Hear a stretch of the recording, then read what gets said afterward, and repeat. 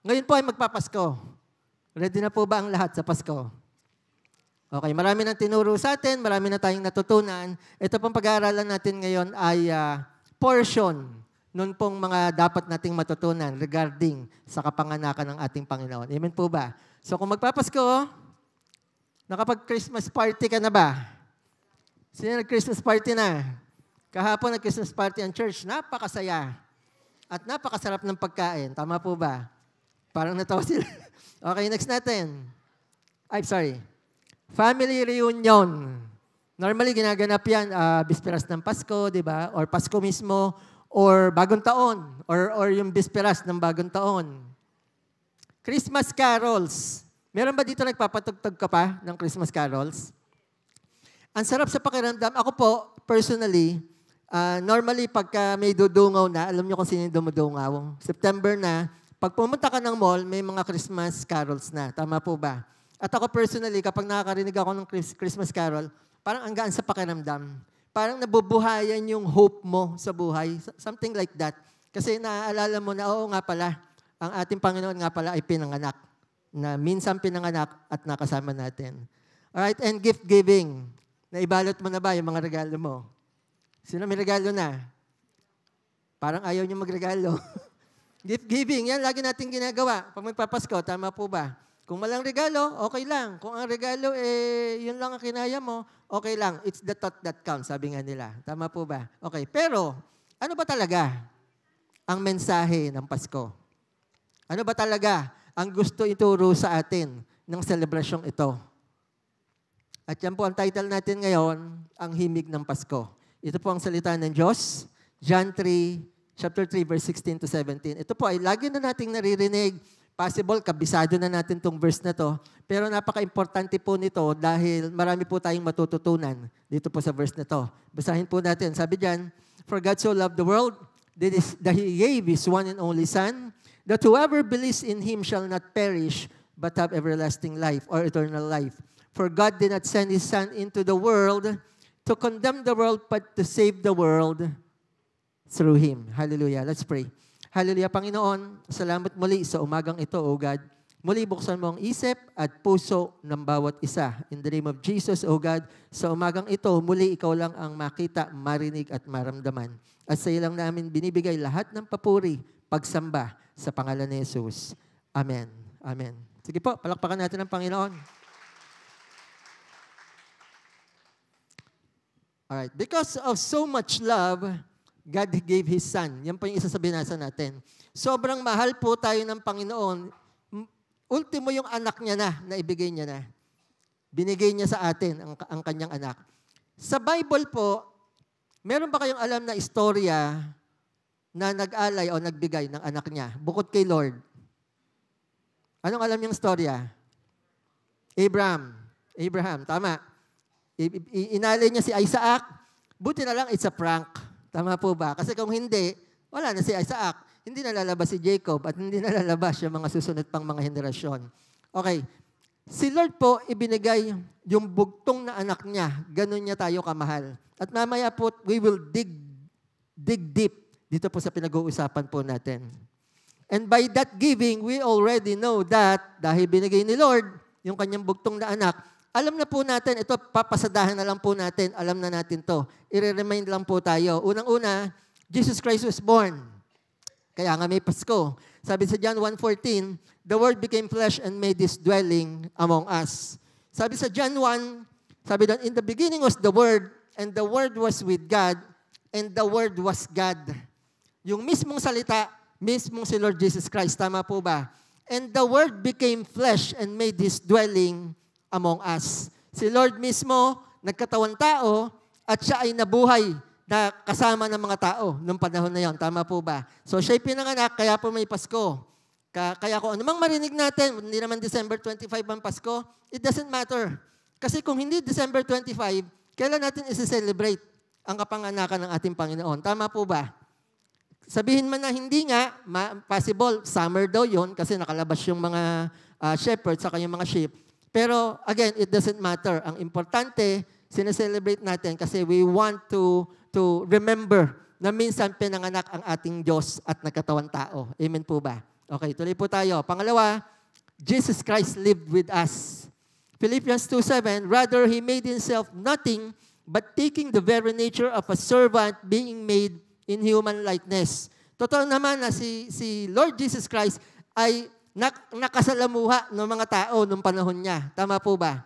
Kung sakali po kaya na si Jesus ay nabuhay sa panahon natin, kikilalanin mo kaya siya bilang Panginoon? Palagay mo. Palagay po nyo. Kung sakali nabuhay siya, ngayon po sa panahon natin may nagkiklaim, appointed Son of God, naniniwala ka ba? Hindi, kasi nangyari na eh. Pero isipin mo kung sakali, panahon natin, dumating ang Messiah, maniniwala ka pa. Ganun po kahirap. Kaya praise God, may mga taong naniwala, nakarating sa atin yung mensahe. Tama po ba? Kasi kung hindi, wala, hindi matutuloy ang salvation. So yan po, Jesus Christ lived with us. At pangatlo, Jesus Christ died on the cross. Alam na po natin yan. At sabi sa Galatians 3:13-14, Christ redeemed us from the curse of the law by becoming a curse for us. Si Lord Jesus Christ na hindi nagkasala, walang kasalanan, naging kasalanan, pinako at namatay sa krus para po yung kasalanan natin ay mawala, mahugasan. Tama po ba? So siya po ay namatay at ang pang-apat, Jesus Christ resurrected from the death. Sabi sa Romans 6:9, we know that Christ being raised from the dead will never die again. Death no longer has dominion over Him. Alam po natin ng ating Panginoon, naniniwala tayo na siya ay namatay at muling nabuhay. Tama po ba? Kaya nga po nandito tayo. Kaya nga po, naniniwala tayo na ang ating Panginoon ang totoong Diyos. Bakit? Meron na bang tao na namatay na muling nabuhay sa kasaysayan ng mundo bukod sa ating Panginoon? Meron po ba? Wala. Lahat ng mga pininiwalaan ng iba na siya yung, ito yung sugo, ano ba yun, siya yung mensahero. Wala. Lahat ng tao namatay at hindi na bumalik. Si Lord Jesus Christ lang namatay at bumalik siya. Nakasalamuha siya ng mga tao sa panahon niya. Nakita siya ulit, nahawakan siya ulit, nakausap siya ulit. At kitang-kita nila nung si Lord ay umakyat na sa kanyang kaharian sa langit. Tama po ba? Kaya po tayo, praise God, mapalad tayo, nasa tama po tayong paniniwala na ang ating Panginoon ay Panginoon na nagkatawang tao. Siya po ay naging tao para maranasan niya personally kung paano mabuhay ang tao, anong pakiramdam na maging tao. At siya po ay pinako at namatay at muling nabuhay. Siya lang po ang taong ganon, wala na pong iba. Amen po ba? So mapalad tayo, totoo yung ating paniniwala ang Panginoon. Amen. Alright. Now, summary nung apat na yon. Christ gave His human body so that we may become the body of Christ. Ulitin ko po. Christ gave His human body. Of course, kasama na yung dugo niya, kasama na yung buhay niya. Pero mag-focus po muna tayo sa katawan niya. Binigyan niya ang katawan niya so that we may become the body of Christ. Ano ba yung body of Christ? Tayo po yun. Yung church. Pag sinabing body of Christ, yung mga samahan ng mga believers na katulad po natin, na tayo po ay naniniwala sa ating Panginoon. Tama po ba? Nung panahon po niya, bago dumating si Lord Jesus Christ, wala pa pong body of Christ. Ang tawag po nila sa service noon, Ecclesia. Okay, may mga templo na doon po sila sumasamba at doon sila nag-aalay para sa kapatawaran ng kanilang kasalanan. Tama po ba? Nung dumating nang si Lord, nagkaroon na ng body of Christ, kaya nandito po tayo ngayon. Each and every one of us belong to the body of Christ, which is the church. Tama po ba? Okay, yan po yung summary nung apat na binasa po natin na si Jesus ay nabuhay, pinanganak, kaya may Pasko tayo. Siya po ay nabuhay kasama ng mga tao, siya ay namatay at siya ay muling nabuhay. Amen. Maliwanag po. Alright, now punta po muna tayo sa human body. Kasi ang Diyos po, sobrang mahal tayo. Alam niyo po ba na ang katawan mo ay ginawa ng Diyos para mahalin ka, protektahan ka, at masustain yung buhay mo bilang tao? Ang human body po, ito po, may video tayo, panoorin po natin. At mamaya po i-explain natin gaano kahalaga ang ating pong katawan na binigay ng ating nagmamahal na Panginoon. This may be the first time you realize how much your body really loves you. 1 to 5 cells in your body become cancerous every day. With more than 1,000 cancerous lesions per year, your body is trying to save you, but you don't even know how to appreciate it. You may not know that in order to deliver blood to all parts of the body, the heart beats over 100,000 times a day, delivering 7 tons of blood. And it never stops, all year round. To remove waste and toxins from your blood, your kidneys filter 125 milliliters of fluid every minute, 180 liters throughout the day, which is the equivalent of 9 large buckets of bottled water. When you are injured or infected, it is the white blood cells that are the first to arrive at the scene and do their best to destroy the pathogenic bacteria for you until they die of exhaustion. Even if you don't sleep, don't breathe. Even if you try to kill yourself in every way possible. Because every dangerous act triggers your body's self-protection mechanism, and you can't beat that instinct. Maybe you don't believe in the return of the light. But when a person is dying, the brain sends out a final command, allocating all but 5% of the body's adrenaline to the nervous system and vocal muscles so that we can talk to our loved ones. At the same time, the brain says goodbye to the rest of its organs for the last time. Okay. Naiintindihan po ba natin yung video? Grabe, nakakamangha. Sa sobrang pagmamahal ng Diyos sa atin, ang binigay niyang katawan sa atin ay katawan na nagmamahal din sa atin. I-discuss po natin isa-isa para mas maging malinaw. Yung ating pong puso, ang sabi diyan, it beats over 100 times a day to deliver 7 tons of blood all over our body all year round. 100 times a day na tumitibok ang puso ng bawat isa.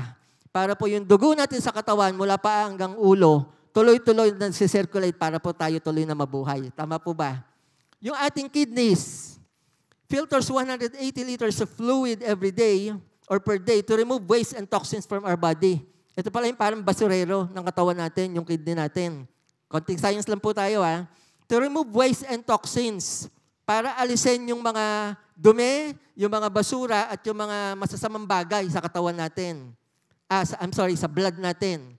Yung white blood cells, when we are injured or infected, the white blood cells arrive at the scene and destroys pathogenic bacteria until they die of exhaustion. Ibig sabihin, itong white blood cells pala natin, yung ito binabasa ko, nakita ko parang si Lord pala to. Parang ganun ang dating. Kasi sabi niya, kapag tayo daw ay na-injure o na-infect, ibig sabihin tayo ay na-injure o na-infect ng kasalanan, it arises at the scene and destroys pathogenic bacteria. Dumadating, parang dumating si Lord, dahil tayo ay nagkasala, na-infect tayo ng kasalanan, until they die of exhaustion, na ang ating Panginoon ay namatay nga. Tama po ba? Para tayo ay mabuhay. So, ganun kaganda ang ginagawa ng ating white blood cells. Last na lang po, even if you don't sleep, don't breathe, or try to kill yourself, every dangerous act triggers your body's self-protection mechanism. Ang katawan po natin mismo ay may self-protection mechanism na kahit hindi maalagaan ng katawan mo, magpuyat ka araw-araw, kumain ka ng kumain, anong gusto mong kainin, ang katawan mo gagawa pa rin siya ng paraan para ikaw ay sustain at patuloy na mabuhay. Tama po ba? Hindi po natin sinasabi na okay yun, abusuin mo yung katawan mo, pero ang pinag-uusapan po natin, ang katawan po natin ay ginawa ng Diyos na sobrang ganda para po sa atin. When a person is dying, the brain sends out a final command allocating all but 5% of the body's adrenaline to the nervous system and vocal muscles so that we can talk to our loved ones. Ganito po yan. Naranasan niyo na po ba na may mahal kayo sa buhay, bago nawala, may time na parang medyo lumakas siya. Nakapagsalita, nasabi ang gusto niyang sabihin. Ako po may tito ako, bedridden, nasa 2nd floor. Bago siya nawala, bumaba siya. Bedridden nakatayo siya, bumaba siya ng hagdan, nagbukas ng cabinet, naghanap na makakain. Sabi, kwento ng isang tito ko. Tapos noon, umakyat siya, humiga, nawala na siya. Binigyan siya ng pansamantalang lakas para lang makapagpaalam siguro o masabi niya, magawa niya yung gustong gawin, at least bago siya mawala. Naranasan niyo na po ba yon? Hindi pa. Okay, ako po, naranasan ko. Alright, ang katawan po natin ay napakagaling at napakaganda na ginawa ng Diyos para po sa atin. For God so loved the world, yan na po yung natin, yung verse natin. Now, meron po tayong matututunan. Kanina po pinag-usapan natin yung katawan. Ngayon, pag-usapan natin yung katawan ni Kristo o body of Christ, which is tayo po yun. Christ gave His human body so that we may become the body of Christ. Therefore, we as part of the body of Christ should be, ito po yung gustong ituro ni Lord sa atin, tayo daw bilang parte ng church or ng body of Christ, we should be, number one, loving each other. For God so loved the world. Sobrang mahal tayo ng Panginoon, kaya tayo wala po tayong choice o option, kundi mahalin din ang ating kapwa. Amen po ba? Parang ganito po yan. Si Lord po ay tatay natin, tama po ba? Sino dito mga tatay? Sama na natin mga nanay. Love na love natin mga anak natin, tama po ba? Okay, mahal natin ang anak natin. Si Lord mahal din tayo, pero meron tayong mga kapatid. Sino dito maraming kapatid? Yung iba wala, yung iba isa lang. Okay, may mga kapatid po tayo. Ang mga kapatid po natin kasama tayo, iba-iba ng ugali, tama po ba? At dahil kayo lagi kayong magkasama, hindi maiiwasan magkakainisan, magkakagalitan, di ba? Normal lang po yun. Kasi nga tao po tayo. Pero again po, at the end of the day, yung kapatid mo ay kapatid mo pa rin. Tama po ba?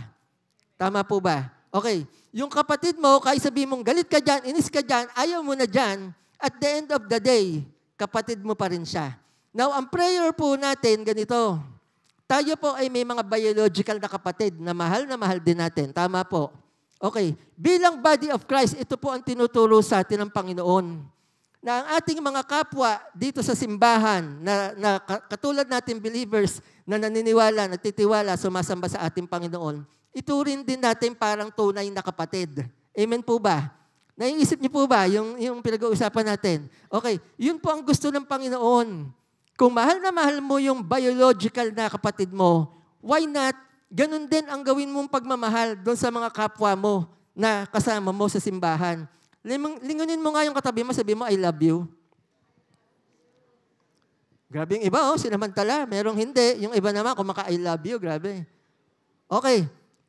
Magmahalan po tayo. Tama po ba? Ganito po yan. Tayo po mga Kristiyano, lumalabas tayo. Kinukwento natin yung kabutihan ng Diyos sa iba. Tama po ba? Bakit? Bakit natin sila ini-invite sa church? Para dumami ang church? Para sikat tayo? Hindi po. Kaya natin sila kinukwentuhan, ini-invite natin sila kasi gusto natin maligtas din sila. Bakit? Kasi mahal mo sila. Tama po ba? Okay, out of love, magagawa mong mag-share ng kabutihan ng Diyos dahil mahal mo yung tao. Ganun po ang gusto ng Panginoon. Kaya lang minsan, pag nandito na tayo sa simbahan, lingunin mo nga ulit yung katabi mo, kilala mo ba yan? Nagpapansinan ba tayo? Kapatid mo di ba? Di ba normal pag kapatid mo, biologically, nagpapansinan kayo, nag-uusap? Ngayon, kung yung katabi mo, hindi kayo nag-uusap, tignan mo lang. Di ba?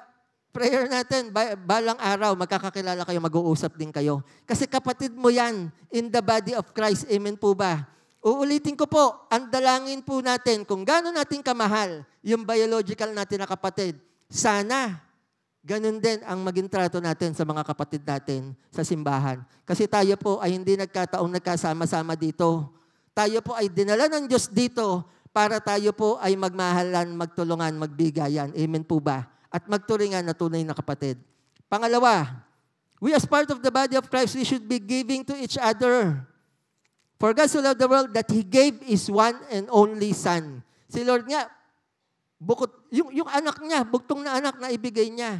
Tayo, anong kaya nating ibigay? Kanina pinag-uusapan regalo. Nakapagbalot ka naman ng regalo. Normal pag magpapasko, nagbibigay tayo ng regalo. Tama.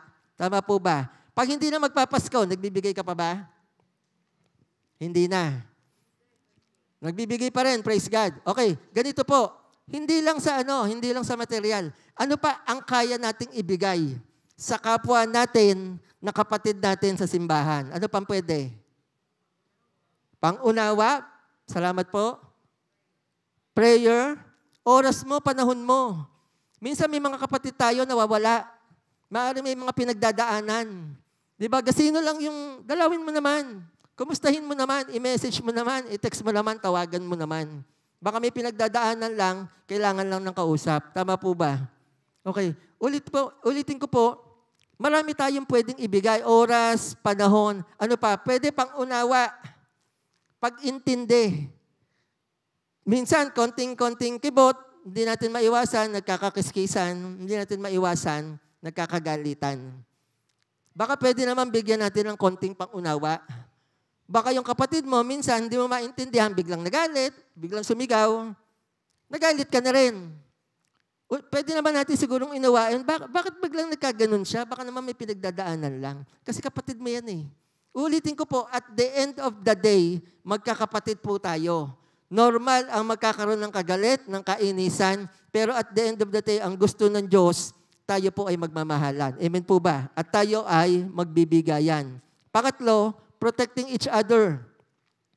Sabi diyan, for God so loved the world that He gave His one and only Son, that whosoever believes in Him shall not perish but have eternal life. Ayaw po ng Panginoon na may magpe-perish, mapapahamak, mawawala. Tama po ba? Napag-usapan na nga po natin, di ba, ang tagal ng proseso na tayo makakilala sa Diyos.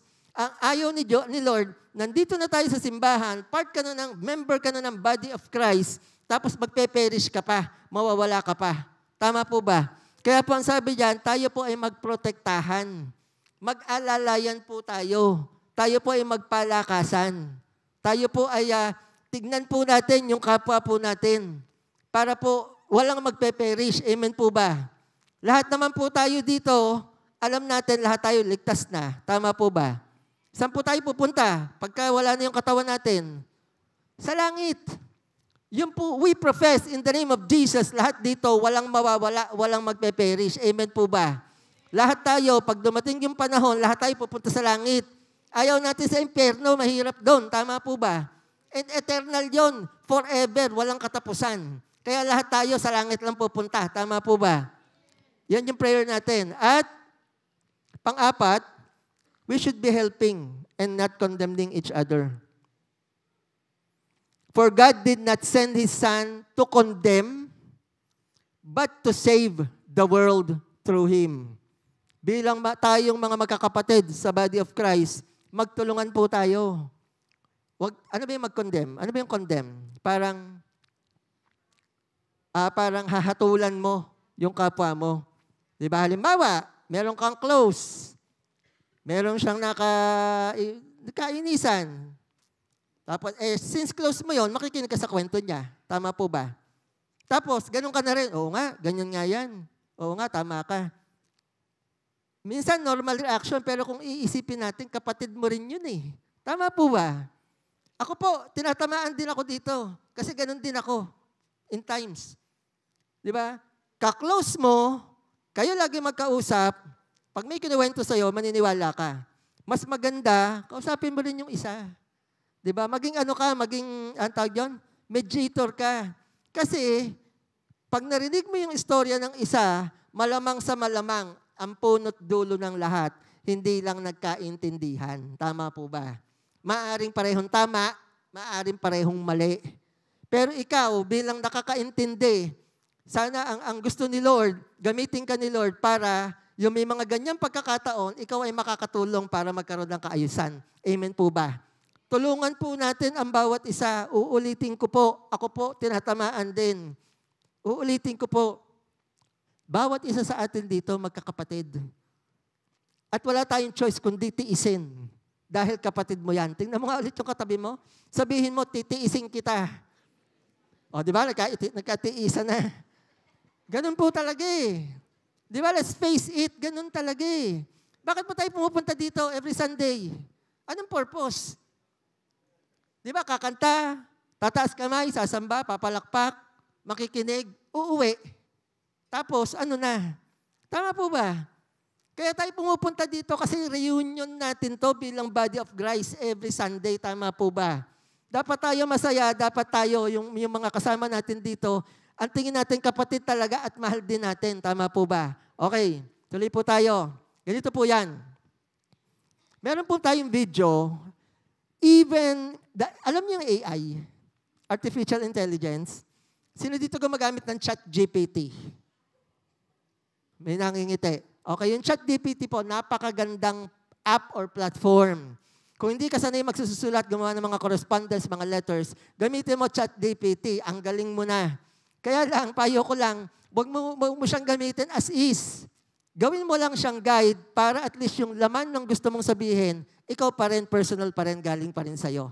Kasi sobrang ganda ng grammar, sobrang ganda ng sentence construction. Ganyan po ang AI. At ito pong video, merong nagtanong sa AI. Even ang AI, alam niya kung bakit.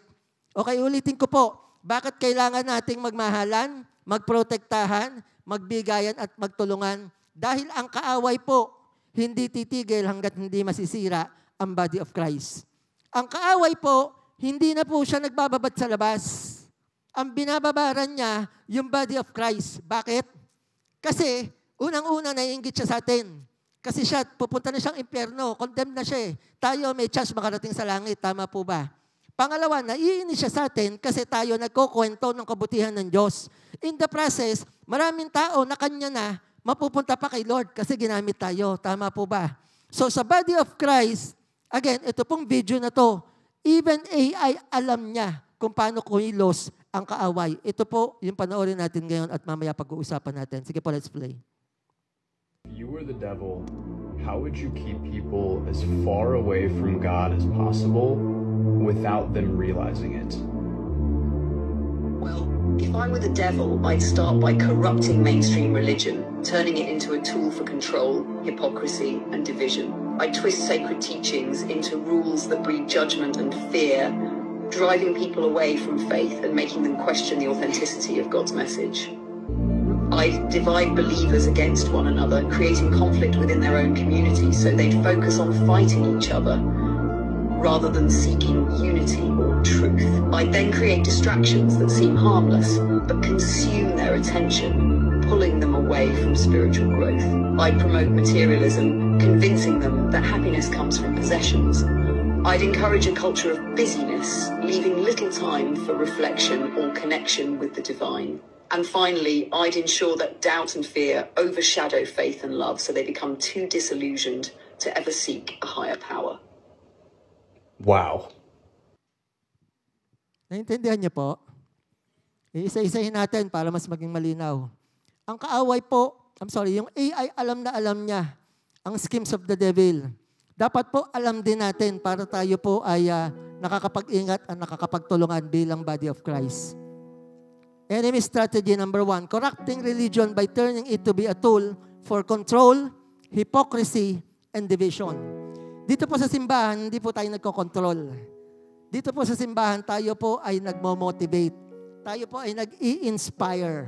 Para po ang mga kapwa natin ay mabless. Maramdaman nila na totoo ang ating Panginoong sinasamba. Tama po ba? Sabi diyan, hypocrisy. Ano ba yung hypocrisy? Sabihin natin parang kaplastikan. Dito po sa simbahan, ulit, ang gusto po ni Lord, tayo po ay hindi nagpaplastikan. Ang gusto ni Lord sa simbahan, tayo po ay totoong we take care of ourselves, totoong nagmamahalan. Halimbawa, merong nakasakit sa'yo, huwag mo nang patagalin. Sabihin mo agad, bro, medyo na-off ako dun sa sinabi mo o dun sa ginawa mo. Para magkaayos na agad kayo. Tama po ba? Kasi kapag yung kinimkim mo, kinuwento mo pa sa iba, gulo na. Nawala na yung essence, di ba, nung gusto ni Lord na ginagawa po natin. Alright. Sana po walang hypocrisy. In the name of Jesus, sa simbahan na ito, tayo po ay mga totoong tao na totoong nagmamahal sa kapatid natin. Amen po ba? Kanya pa po ba kayo? Division. Alam niyo, ang kaaway talagang galit na galit. Gusto niya i-divide talaga ang church. Kasi nga, nakwento ko na kanina, galit na galit ang kaaway sa atin. Ng division na yan, magtulungan po tayo na yan po ay hindi mangyayari sa simbahan natin at sa iba pang simbahan. Kasi nga po, ang ayaw ni Lord, merong magpe-perish. Sayang naman, ligtas ka na, mawawala pa. Amen po ba? Okay. Twist teachings into rules that breed judgment and fear. Ang kaaway po, minsan gumagamit ng katuruan. Alam ko dito, hindi. Pero nakakalungkot minsan sa iba. Meron teaching, ginagawang rules that breed judgment and fear. Ang tao sumusunod dahil sa takot. Tama naman po ang tao sumusunod dahil may fear of the Lord. Tama po ba? Pero hindi fear sa katuruan. Tama po ba? I hope that makes sense. Okay, wag po kayo malilito. Judgment and fear. Nagkakaroon ng judgment, nagkakaroon ng panghuhusga. Yan po ang gusto na kaaway na itatak sa isip nating mga Kristiyano para tayo po ay magkagulo-gulo. Next po, ang kaaway, divide believers against one another and focus on fighting each other rather than seeking unity or truth. So yun na nga, nagkakaroon ng division, nag-aaway-away, nakakalungkot. Ako po, tinatamaan din ako dyan kasi may mga ganyang pagkakataon din. Pero, uulitin ko po, ang gusto po ni Lord, magtratahan tayo bilang mga tunay na magkakapatid. Kung meron mang away, madaling masolusyonan, madaling maayos. Amen po ba? Huwag nating intaying lumaki. Create distractions that seem harmless but consume their attention, pulling them away from spiritual growth. Ano ba yung mga distractions? Social media, isa na yan. Hindi naman lagi, pero most of the time, is a distraction. Pangalawa, minsan may mga usapan po tayo na sa kapwa natin mga believer, minsan may mga bagay hindi na natin dapat pagdebatihan. Tama po ba? Kasi iisa lang naman ang paniniwala, iisa lang naman ang Diyos natin. Tayo po ay mag-intindihan at tayo po ay magtulungan at magturuan. Hindi kailangan dumating sa mga pagkakataon, sabi diyan, harmless, kala natin okay lang yon. Pero ang totoo, it consumes our attention, pulling us away from spiritual growth. Hindi nakakatulong sa ating paglago spiritually o bilang Kristiyano. Sumunod, promote materialism and encourage a culture of busyness, leaving little time for reflection or connection with the divine. Tayo po ay ginagawang busy ng kaaway. Mapapansin mo, sobrang busy mo. Tama po ba? Ako po busy din. Busy tayong lahat sa lahat ng kaabalahan sa buhay. Gustong-gusto ng kaawayan, busy ka para walang time kay Lord. Hindi ka makapagbukas ng Bible, hindi ka pa nalang makapagdasal. Kakain ka na lang, hindi mo mapag-pray. Yun po ang ginagawa ng kaaway. And ensure doubt and fear overshadow faith and love. Sinisiguro ng kaaway na yung pananampalataya at pagmamahal ma-overcome ng doubt and fear. Parang ganito po yan. Kapag ikaw may mga pangako ang Diyos at hindi mo nararamdaman, unti-unti nagkakaroon ka ng doubt. Tama po ba? May nangyayari hindi mo maintindihan, unti-unti nagkakaroon ka ng alinlangan. Tama ba itong pinasok ko? Tama ba itong mga kasama ko? Tama ba itong ginagawa ko? Kapag may doubt ka na, yung pananampalataya mo, unti-unti uubusin ng kaaway. Hanggang wala ka ng pananampalataya, mapapariwara ka. Tama po ba? Again, fear, doubt and fear. Tatakutin ka. Pagka may takot ka, may doubt ka na, mawawala ng lahat, yung love, mawawala na rin sa'yo. Kaya kung mapapansin nyo, may mga tao nakakalungkot, nasa Diyos na napapalayo, nawawala na yung love. Lagi ng galit. May kilala kayong ganon? Kasi yung love nawala eh. Nawala na yung pagtingin sa kapwa. Lalo na sa body of Christ. Nawala na. Kaya ingat po tayo. Yan po ang scheme ng kaaway na bilang body of Christ dapat binabantayan natin, nagtutulungan po tayo. Now, ito na po, last na, ang himig ng Pasko na ang katawan ni Kristo o tayo, church, body of Christ, ay magmahalan, magbigayan, mag-alagaan, at magtulungan. Church, magpapasko ngayon. Ito yung, di ba, yung himig ng Pasko, yung bigayan, ngitian, batian, di ba, reunion, party-party. Pero wag po natin kalimutan, tayo po ay pinagbuklod ng Diyos bilang body of Christ. At ang gusto ng Diyos, tayo ay magturingan bilang mga tunay na magkakapatid. Maligayang Pasko po sa lahat. Purihin natin ang Diyos. Sige po, tumayo po tayo. Just worship God. Hallelujah. Hallelujah, God. We believe, Lord God, this Christmas, Lord God, it will be filled with your love, Lord God. It will be filled with your presence, God. And so, Lord God, help us to love one another. Just to, Lord God, know the essence of this season, Lord God, is you. Let's just worship God. Let's just lift our hands to Him as we worship Him. 'Cause you are my champion. When I'm weak, I am strong. Jesus Christ, my conqueror.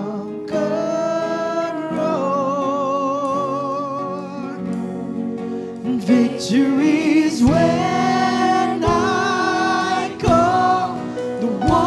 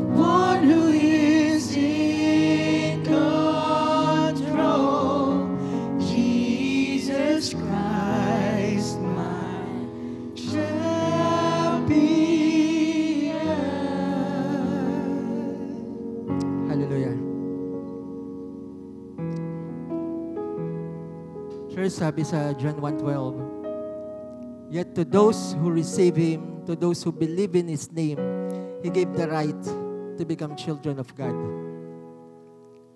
Technically, literally, ang sabi doon, we were given the right to become children of God. Binigyan lang tayo ng karapatan. So technically, parang inampun tayo.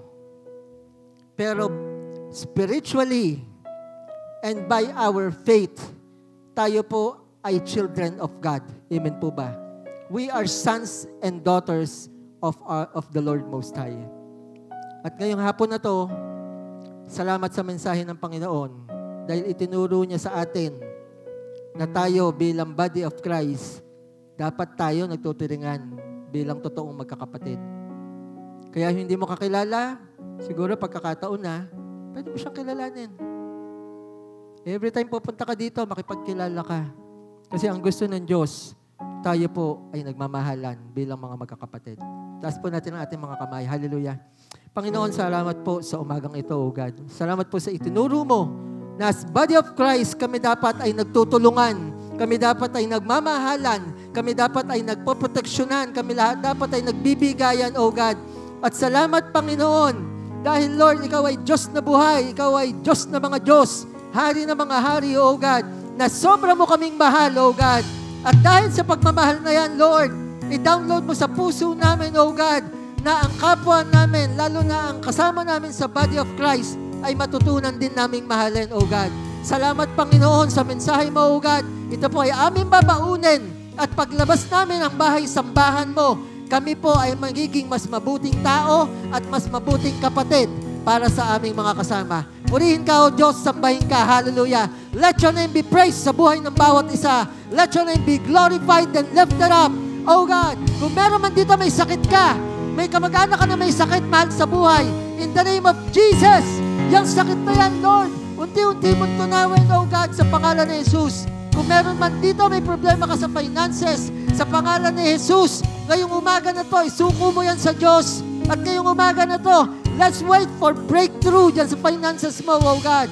Hallelujah. Kung meron man dito, may problema ka sa pamilya mo, sa mga mahal mo sa buhay, sa kasama mo sa simbahan, once and for all, sa pangalan ni Jesus, ngayong umaga na yan, God is breaking that curse sa buhay mo. In the name of Jesus, ngayong umaga na to, magiging maayos ang samahan mo ng pamilya mo at mga kasama mo sa simbahan. Purihin ka, O Diyos. Hallelujah. Sambahin ka. Lahat ng ito para sa karangalan mo, O God. Sa ngalan ng Ama, ng Anak, at ng Diyos Espiritu Santo. Amen and amen. Hallelujah. God bless everyone. Happy Sunday po. Merry Christmas.